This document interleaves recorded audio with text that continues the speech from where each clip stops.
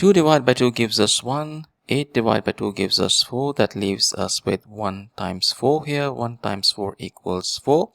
And 4 divided by 4 equals 1.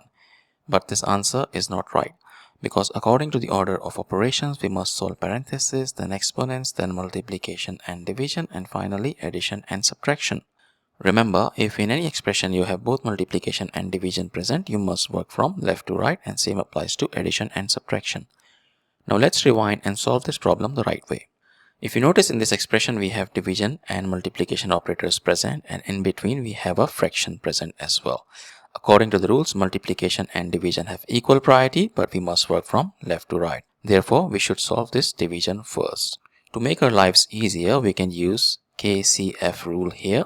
Keep, change and flip. Keep means we keep this 4 as it is. Change means we change the division operator to multiplication, and flip means we flip 1 over 2 as 2 over 1 times 8. And now we have two multiplication operators present in this expression. Simple rule is we must work from left to right.